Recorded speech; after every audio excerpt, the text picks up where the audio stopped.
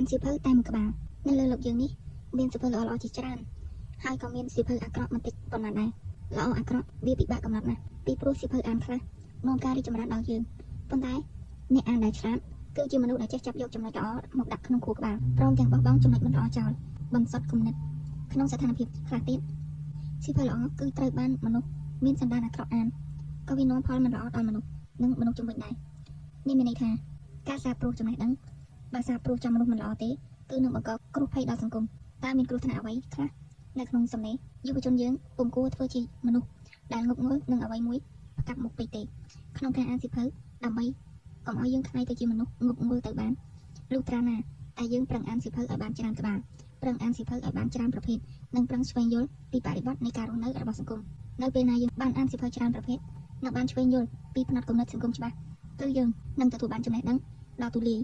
មានទឹកចិត្តដូចសមុទ្រនិងចេះរស់នៅក្នុងមាគ៌ាកណ្ដាលមួយដែលហៅថាឈ្នះទាំងអស់គ្នាផ្ទុយទៅវិញបើយើងមិនប្រឹងអានសៀវភៅឲ្យបានច្រើនក្បាលឬមិនប្រឹងអានសៀវភៅឲ្យបានច្រើនប្រភេទទេគឺយើងអាចប្រឈមមុខនឹងការជ្រុលនិយមលើទស្សនៈណាមួយឬអាចคล้ายទៅជាខ្ញុំបញ្ជាក់របស់អ្នកនិពន្ធណាម្នាក់ជាមិនខានក្នុងសង្គមយើងខ្ញុំសង្កេតឃើញអ្នកខ្លះមានទស្សនៈជីវិតឥតន័យដែលមានលក្ខណៈជាទស្សនៈចង្អៀតនិងបង្កឲ្យជីវិតយើងរស់នៅហាក់ដូចជាគ្មានន័យអ្វីបន្តិចសោះកាលបើយើងមានទស្សនៈបែបនេះហើយយើងនឹងយល់ថាជីវិតគ្មានអ្វីអស្ចារ្យទេត្បិតគ្មានអ្វីក្រៅតែពីដេកស៊ីដេកនិងហាក់បីដូចជាគ្មានតម្លៃកាលបើយល់ថាជីវិតគ្មានតម្លៃហើយយើងក៏រស់នៅបណ្ដោយខ្លួនធ្វើចរិតអួតទីន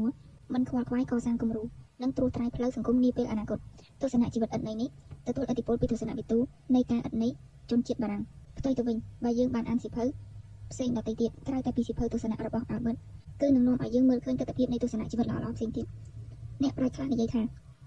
ជីវិតមានតម្លៃនៅពេលណាយើងរស់នៅបំពេញសេចក្តីសុខឲ្យអ្នកដទៃអ្នកខ្លះទៀតអានសៀវភៅទស្សនវិជ្ជារបស់អាល្លឺម៉ង់ Friedrich Nietzsche ដែលជាទស្សនវិជ្ជាអតិវនិយមនិងទស្សនវិទូអនិយតិរិយៈឬហៅថាទស្សនវិទូក្រៅធម៌ដែលគ្មានជំនឿជឿលើព្រះបើសិនជាយើងអានសៀវភៅបែបនេះកាន់តែច្រើនឡើងគឺទំនោរចិត្តសាស្ត្រនឹងទាញឲ្យយើងប្រមាថលើជំនឿឬមិនជឿថាមានព្រះនរណាក៏ដោយឲ្យតែអានសៀវភៅតែមួយក្បាលរៀនតែពីគ្រូម្នាក់គឺងាយនឹងធ្លាក់ក្នុងកញ្ចក់នៃគំនិតឬខ្លាយទៅជាអ្នកជ្រុលនិយមនិងគំនិតចំពោះសៀវភៅប្រវត្តិសាស្ត្រវិញក៏អញ្ចឹងដែរត្បិតឲ្យតែអានសៀវភៅប្រវត្តិសាស្ត្រតែម្ខាងឬអានពីអ្នកនិពន្ធតែម្នាក់ឬអានសៀវភៅប្រវត្តិតែមួយក្បាលគឺយើងនឹងមានទំនោរជ្រុលនិយមស្អប់ស្រឡាញ់ខឹងសម្បារនិងចងគំនុំជាក់ជាមិនខានអ្នកខ្លះអានសៀវភៅប្រវត្តិសាស្ត្ររហូតដល់កើតចិត្តឆ្វេងនិយមឬកើតចិត្តស្ដាំនិយមឬកើតចិត្តជ្រុលនិយមផងក៏មានយើងត្រូវចាំថាប្រវត្តិសាស្ត្រគឺសរសេរដោយអ្នកឈ្នះជាធម្មតាខួរក្បាលមនុស្សស្រួលលេងសម្អាតទេសំខាន់ឲ្យតែបញ្ចូលទិន្នន័យខុសដដែលគឺនឹងជ្រុលនិយមគឺនឹងជ្រុះទិន្នន័យត្រឹមត្រូវបន្តិចម្ដងឬធ្វើឲ្យដូរទំនោរហើយនិយាយម្ដងមិនជឿនិយាយពីរដងនិយាយពីរដងមិនជឿនិយាយបីដងគឺនិយាយរហូតដល់ការពិតคล้ายទៅជាคล้ายឬคล้ายទៅជាការពិតទាំងអស់នេះគឺជាចរន្តជ្រុលនិយមរហូតដល់អាចមានទំនាស់ទស្សនៈហិង្សាយុវជនខ្មែរយើងត្រូវចេះប្រុងប្រយ័ត្នឲ្យមែនតើពីរឿងសៀវភៅត្បិតមិនមែនឲ្យតែសៀវភៅសុទ្ធតែល្អទាំងអស់ទេរីឯម្យ៉ាងវិញទៀតសៀវភៅខ្លះមិនមែនសរសេរដោយបញ្ញវន្តកម្រិតខ្ពស់ទេតែសរសេរដោយមនុស្សលេងសរុបមកវិញដោយសង្ខេបទស្សនៈជីវិតឥតន័យគឺជាទស្សនៈវិជ្ជាបែបហែកទ្រូងហិង្សាហើយក៏មានអ្នកចេះដឹងខ្មែរមុនទទួលឥទ្ធិពលពី Albert Camus មិនតិចដែររហូតដល់បច្ចុប្បន្ននេះក៏មានប្រជាជនខ្មែររៀនសូត្រនៅទស្សនៈនេះហូរហែដល់ជ្រាបជាចរិតខ្ញុំមិនកំណត់ថាត្រូវខុសទេតែមើលទៅលើចរិតអ្នកអានឬយើងត្រូវអានដោយខន្តីចំពោះទស្សនវិទូអាល្លឺម៉ង់ Nietzsche ក៏មិនត្រឹមត្រូវដែរត្រង់កំណត់ដែលថាគ្មានអត្ថិភាពរបស់ព្រះទស្សនវិទូរូបនេះត្រូវបានក្រុមជឿព្រះស្អប់ខ្ពើមយ៉ាងខ្លាំងត្បិតដោយសារតែប្រមាថលើអត្ថិភាពរបស់ព្រះបាននិយាយពីក្រុមជឿព្រះគេក៏ប្រឹងរកវិធីបង្កាច់បង្ខូច Nietzsche មិនស្ទើរឡើយនេះហើយដែលហៅថាទំនាស់ទស្សនៈដោយប្រយោជន៍រៀងៗខ្លួនត្បិតបើយើងមិនបានអានច្រើនទេគឺយើងនឹងជឿទៅតាមការលបួងរបស់ក្រុមម្ខាងណាមួយមានអ្នកខ្លះសួរខ្ញុំថាតើខ្ញុំជឿថាមានព្រះមានខ្មោចមានអមនុស្សទេចំពោះរឿងខ្មោចព្រាយបិសាចវិញ្ញាណកុសលនិងវិញ្ញាណអកុសលនេះនិយាយទៅវែងឆ្ងាយត្បិតវាហួសពីប្រាជ្ញាថ្នាក់ខួរក្បាលហេតុផលស្មារតីទស្សនវិទូ Nietzsche ជាមនុស្សពិសោធន៍និយមរូបិយនិយម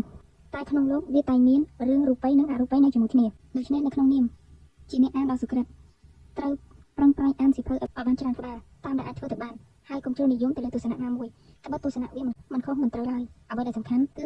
ឺយកមកថ្លឹងថ្លែងពិចារណារកសច្ចៈបង្កើតសាមគ្គីរវាងជនសង្គមក្នុងវិស័យតែនិពន្ធអ្នកនិពន្ធដែលអាចធ្វើឲ្យគំនិតយើងជាអ្នកអានទូលាយបានគឺគួរតែជាស្មេដែលសិក្សាស្រាវជ្រាវបានច្រើននិងជាស្មេដែលមិនមានទំនោរជ្រុលនិយមដាច់ខាតទៅលើរឿងណាមួយមានរឿងជាច្រើនដែលខ្ញុំសរសេរមិនអស់ន័យមិនអស់សេចក្តីទេតែសូមយល់តែគោលគំនិតសំខាន់គឺបានហើយត្រូវអានសៀវភៅឲ្យបានច្រើនអានសៀវភៅឲ្យបានច្រើនប្រភេទមានប្រភពឯកសារសិក្សាស្រាវជ្រាវច្រើនគឺយើងនឹងខ្លាយទៅជាអ្នកអានដ៏សុក្រិត និងមិនមានចរិតចូលនិយមដាច់ខាតចេះច្រើនគំនិតទូលាយមើលបានវែងឆ្ងាយដឹងរឿងខាងមុខអានតិចងប់ក្រកំណត់ជាប់ត្រង់ចេះតែមួយជ្រុងនាំឲ្យចូលនិយម